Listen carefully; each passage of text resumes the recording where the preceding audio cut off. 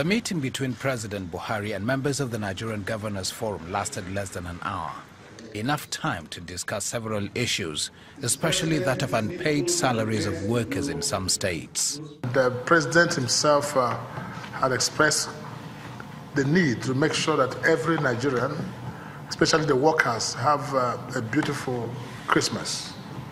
And the issues of the outstanding Paris Club was discussed, and that was taken care of to make sure that the workers workers in the various states and everywhere in the country gets to celebrate the Christmas.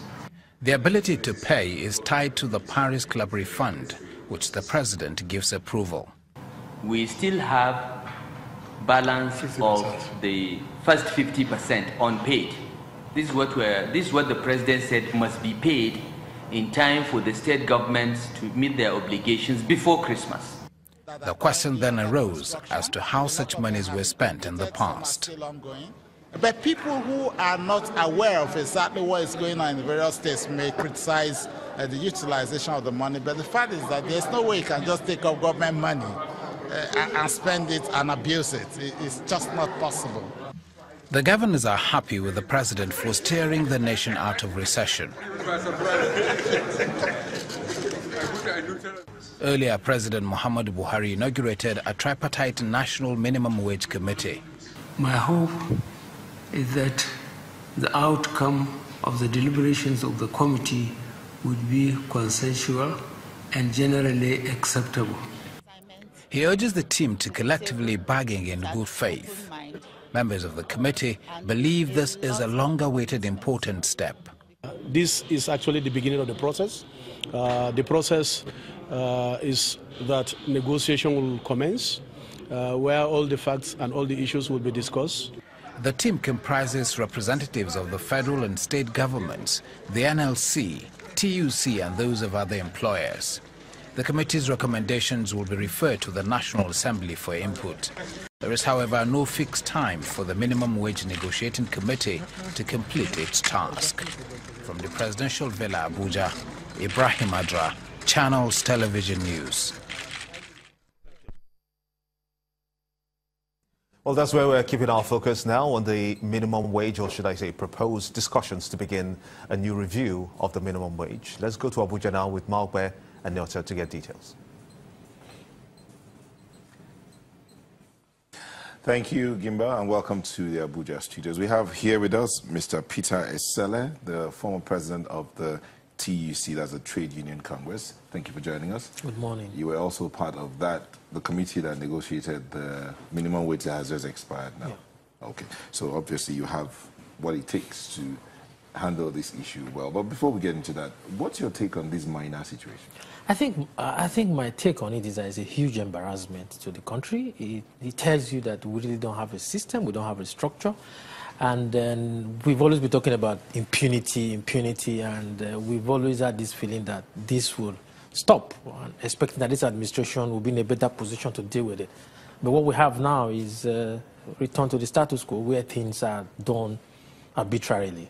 So I heard Minor saying threat to his life. AGF says it's under pressure. The easiest way to deal with that is to take the matter to court. Use your law.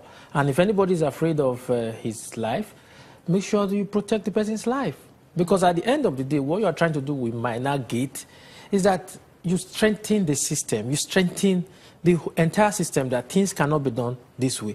And what is the problem? You identify the problem, then you correct it, and then whoever is found capable of dipping his hand in the till is prosecuted. I think it's easy. It's just that everything we do in this part of the world is always drama. We like drama. We like drama. So let us come back now. Even though, yes, I know that workers will be worried. Well, people might argue that PTAD is already taking care of what the pension task reform was set up to do, and the fact that that is ongoing at least will calm the nerves of people who have retired, which also border on labor issues as well. But sinking our teeth into this minimum wage issue, are you first of all worried? let me start from the end now before we get to the beginning, that there is no time frame for this committee to come up with a decision? Or do you think that itself is a good thing and doesn't pressure? I'm not worried at all, because what we had was, the committee was set up in 2008, before this one that just expired now, and then we finally got to a position in 2010, and it became a law, the National Assembly, in 2011. I think on one hand, it's also positive for Labour if they can take advantage of it. Why am I saying it's positive for Labour if they can take advantage of it is, it's close to 2019. But what it also means is that these negotiations can go on for 2 years if we're to go with past experiences. Yeah, it can, but it may also not get to that level. You know, it now boils down to whoever is heading that committee. Let's hope Mrs. Pepple has the stature of Chief Justice Begore. One of the advantages we had in 2010 was that we had Chief Justice Begore, who is also a member of the National Council of States. So whatever we agreed on, we know that Begore would take it to the National Council of States. And he was very, very neutral. He was very neutral, and it gives us, we had that confidence in him. He had that credibility that we can say whatever we agreed here, he will go to the government and he can look into the eyes of the president and let the president know that this is what. Because we started from 56,000. And then when we look at all the various data we have from informal sector, 23 states made an input. And you'll be shocked that none of these states even mentioned 18,000. Some of them even went beyond 18,000. And so we're shocked that majority of them were no longer complying with it. So even though what we eventually heard from that story also was that it didn't quite pan out at the end of the day how that committee had planned it. What we heard was that it was going to be a little lower than 18,000 naira, but that the federal government was going to peg its own at 18,000 naira to encourage states to pay. Was that exactly what transpired? No, that wasn't what transpired. What we had looked at was that it is the responsibility of the federal government to set a minimum standard, minimum wage. And then the states can even go above it. There are some states that even if it's 500 naira, if it's that went above that continues to be the argument of Labour, that the federal government has a responsibility and they want it, they don't want it removed from the exclusive list. No. The federal government has a responsibility, so we don't want it taken out of this. I think that is the right thing to do too. Okay. Now, looking at this current issue now, looking at the current situation, I think Labour is back at the 50-something thousand naira minimum. That's what they're demanding. Yeah. But for you, you've been through this negotiation before.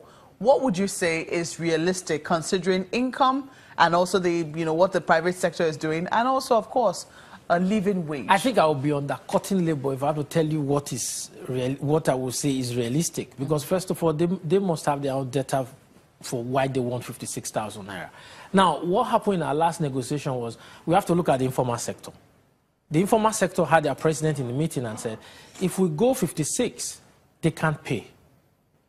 And then what are the number of people that is being employed by the informal sector? So by the time we look at all of this, the Salaries and Wages Commission also brought out its own fact.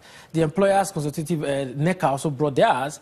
And then when we looked at all of this, then we now said, okay, finally we settled for 18,000. The chairman of that committee, Labour actually went as far as saying, no, we can do 28.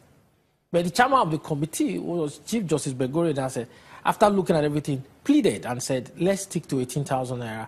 Since everybody can agree on 18,000 naira. On the table, we all agreed on that 18,000 naira. So when I started hearing some of these comments, I said, no, there was nothing like that. Just sorry, Nyota, I don't want to forget this question. You talked about the stature of Justice Belgore. Mrs. Ama Pepple is a former head of service. Yeah. Do you think that she will have the neutrality to be able to, weigh all the sides and then eventually help achieve? I think I'll give her a benefit of the doubt. But again, you also know how the levers of power play. Now, if you go to National Council of States, you are going to have Ama people cannot be part of the National Council of States, because at the end of the day, this thing is going to be discussed at the National Council of States. How important is it to have somebody who is going to be at the National Council of States? The governors are going to be at the National Council of States. Yes, one thing again is that the governors are politicians. There is something about them that you say, somebody comes, there's a particular state who came up with a proposal for minimum wage for 37,000 naira. in our negotiation. And at the end of the day, that same state refused to pay, and we're hearing the governor attacking what we're negotiating. But can she be invited to the Council of State if there is a need for presentation? It's possible. That also now comes to the person of the president. If the president is worker-friendly, if he cares about the workers so much, then it's also possible that the president can take it on himself. That's why I'm looking at that. This may also be a very good opportunity for the workers. We had our negotiation. Belgore was having issues, even as powerful as he is, and he reported back that this is what is playing out. And he's talking to people, and he was very upset. And the next thing we had to do, we had to go to the media, and we told the president that election is around the corner, and I was going to 2011 elections around the corner. We are going to go all out against him for not implementing the minimum wage. So it's a period of blackmail, isn't it? It's using what you have. You've negotiated. Once you've negotiated, and the government agreed to what the terms of negotiation, and it has been signed. If a man is not implementing what has been agreed, by all means legal, you have to make him do it. You know, there's those who say, okay, the president has proven himself to be worker-friendly when he told the governors to ensure they pay all salary arrears before the end of the year. I'm sure that was making you very happy as well. But that part of... No, not until it is done. Not until it's done. Because the bailout fund, this is about the third tranche. Most of these tranches were tied to paying worker salary. And how many states have carried that out? So not until this is done before Christmas, will workers now feel that, okay, fine. The president said so, and that is what happened. But staying with that issue of it being done, yeah. I mean, the president is quoted in some media saying that it is the strength, the financial strength of the states and the federal government and the local governments that will determine the minimum wage. How would that play out in the midst of the conversations that this will be? And then the president also said that the minimum wage should also be based on social justice. So how do we balance out financial strength and social justice? Yes. How would that balance? So now